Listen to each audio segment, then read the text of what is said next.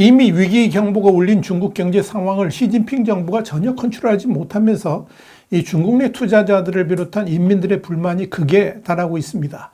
그럼에도 중국 공산당은 근거도 없는 낙관론 그리고 궤변을 늘어놓고 있어서 분노를 부채질하고 있습니다.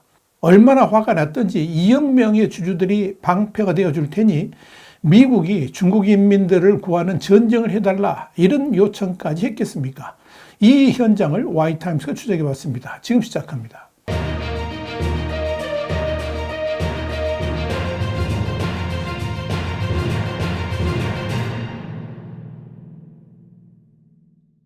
미국의 소리 VOA는 현지 시간으로 3일 중국 증시가 최근 들어서 가장 암울한 한 주를 보내면서 비관론과 공포가 시장에 팽배한 가운데 지난 2일 중국 공산당 기관지 인민일보가 전국이 낙관론과 상승세로 넘쳐난다 이런 제목의 기사를 올리면서 중국 소셜미디어에서 중국 공산당에 대한 조롱이 쏟아지고 있다 이렇게 보도했습니다. 인민일보 2일자 3면에는 독일 공산당 국제관계 담당 비서관 레나테 코페와의 인터뷰 기사가 실렸는데 이 기사에 따르면 코페는 지난해 4월 중국을 방문해서 중국 여러 곳을 조사하면서 주택, 의료, 교육, 인프라 및 중국인의 전반적인 생활 수준이 뚜렷하게 발전하고 있음을 느꼈다 그러면서 중국 전역에 퍼져 있는 낙관적인 분위기에 깊은 인상을 받았다라고 말했습니다. 중요한 것은 독일 공산당 관계자의 인터뷰 내용이 이렇게 인민일보 3면에 실릴 정도의 비중이 있었는지도 의문이지만 이런 기사가 특히 사상 초유의 증시 폭락이 이어지면서 경제 위기가 현실화되고 있는 이 시점에서 제목도 전국이 낙관론과 상승세로 넘쳐난다 이렇게 달았다는 점입니다. 한마디로 지금의 중국 경제 분위기하고는 완전 딴판임에도 인민일보가 이렇게 전혀 다른 분위기의 제목으로 인민들을 선동하는 이유가 과연 무엇이냐?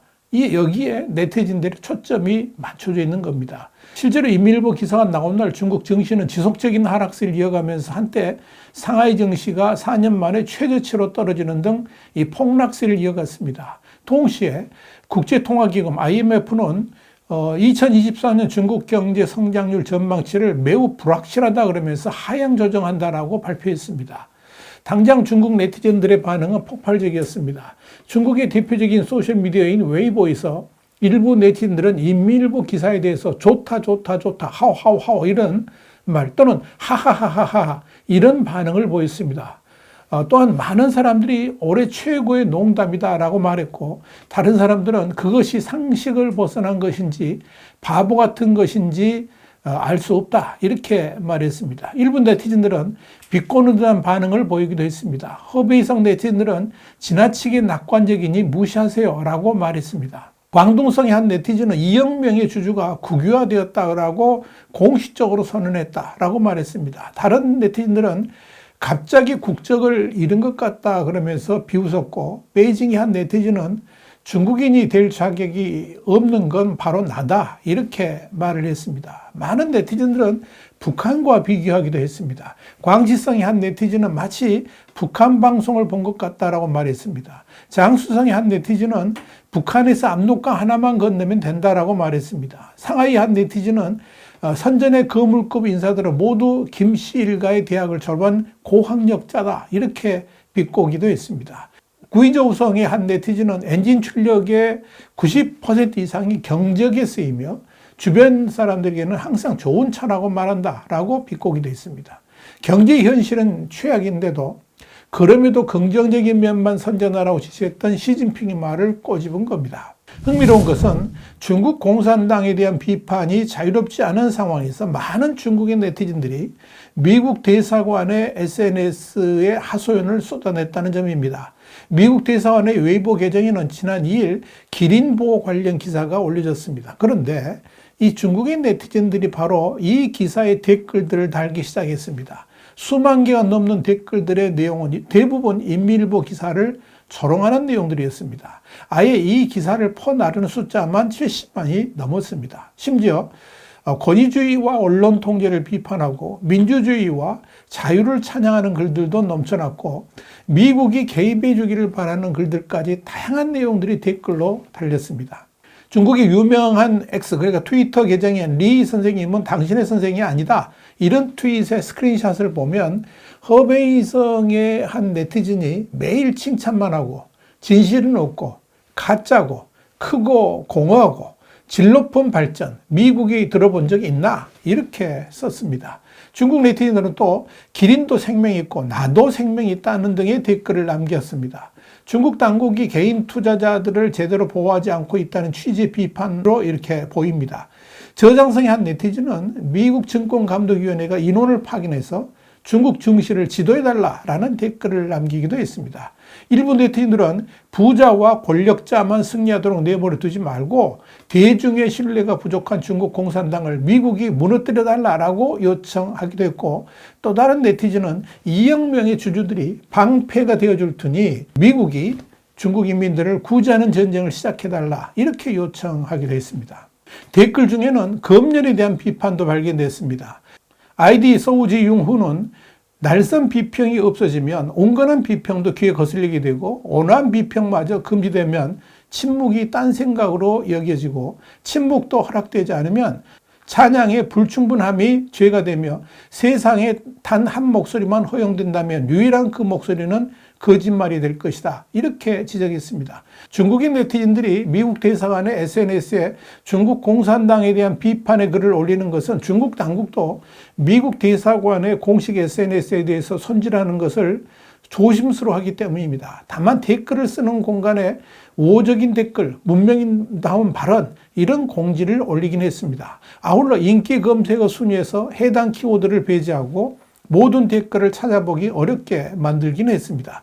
물론 웨이보 계정을 미국 대사관이 사용하기 때문에 함부로 손질하지 못하는 것이지만 그럼에도 웨이보는 중국 공산당의 지시를 받으면 얼마든지 삭제할 수 있기는 합니다. 실제로 그런 적도 있었습니다. 그때마다 미국 당국의 강력한 비판에 직면해야만 했습니다. 사실 지금의 중국 경제 분위기하고는 완전히 다른 선전선동성 내용을 게재한 인민일보 기사는 누가 보더라도 낯간지럽고 생뚱맞습니다. 지금 중국 당국은 경기 침체가 계속되고 그 와중에 증시까지 폭락하면서 매일 부양책을 쏟아내고 있지만 약발은 거의 먹혀들지 않고 있어서 노심초사하고 있습니다. 더더욱 IMF 등의 국제기구들마저도 중국 경제 미래를 아주 비관적으로 보고 있고 이에 따라서 올해의 경제 성장률마저 하향 조정할 정도입니다. 이런 상황에서 물가까지 흔들리면서 완전한 디플레이션 국면에 접어들었다라고 평가할 수 있을 겁니다. 분위기가 이런데도 중국 경제를 낙관적이라고 말하고 둥실둥실 춤을 추고 싶을 정도로 기분이 좋아지는 국면이다 이렇게 말을 한다면 이건 제정신이 아닌 미친 자의 헛소리다 이렇게 단정 짓는 것이 정확한 표현 아니겠습니까? 상황이 이러니 인민일보 기사에 대해서 한 네티즌은 1960년대가 다시 돌아온 것 같다라는 댓글을 단 겁니다. 개혁개방으로 승승장구하던 중국 경제가 완전히 퇴행적 역사를 쓰고 있다는 비판이 바로 그겁니다. 지난달에는 또 중국 관료들에게 1960년대 문화대혁명의 실수를 되풀이하지 말라 이렇게 경고하는 중국 차이신 미디어의 사설이 게재된 바 있습니다. 한마디로 충격적인 논평이었습니다. 물론 이 사설은 게재된 지 몇 시간 만에 삭제가 됐습니다. 차이신은 이 사설에서 문화대혁명 당시 국가경제가 붕괴 직전에 놓였던 1960년대와 1970년대를 상기시키면서 공무원들에게 경제적 도전에 직면할 걸 촉구했습니다. 여기에 대해서 월스트리트저널은 사설에서 관리들은 상황이 좋다고 주장하지만 실제로는 사람들의 생계가 엉망이 되었다라고 지적했습니다. 지난해 마오쩌둥의 생일 전날인 12월 25일에 게재된 이 사설은 부적절한 정책을 적시에 수정할 수 있도록 관리들에게 사실에서 진실을 찾아야 된다라고 촉구를 했습니다. 중국 당국은 또 지난 1년 동안 중국 금융 블로거와 경제학자들의 비관적인 경제 발언을 검열해 왔습니다. 중국의 소셜미디어는 작년부터 경제 관련 댓글에 대한 검열을 강화했습니다. 아예 중국 경제에 대해서 비관적이거나 부정적인 글들이 흘러다니지 못하도록 원천 봉쇄를 하고 있는 것입니다. 실제로 지난 11월 웨이보는 사용자들에게 중국 경제에 대해서 악의적으로 경시하거나 부정적인 정서를 퍼뜨리지 말라라고 경고했습니다. 12월에는 웨이보가 사용자들에게 경제 발전에 대한 신뢰를 높일 수 있도록 도와달라고 촉구했습니다. 또한 중국 최고 권력층은 2023년 중앙경제공작회의에서 경제선정과 여론 지도를 강화하고 중국 경제의 밝은 이론을 노래하자라고 제안했습니다. 중국 경제에 대해서 밝고 긍정적인 내용만 말하고 비관적이거나 부정적인 내용은 철저하게 단속하라. 그런 지시를 내린 겁니다. 이런 당국의 지시는 그만큼 중국 경제 현실이 어렵다는 것을 반증해 줍니다.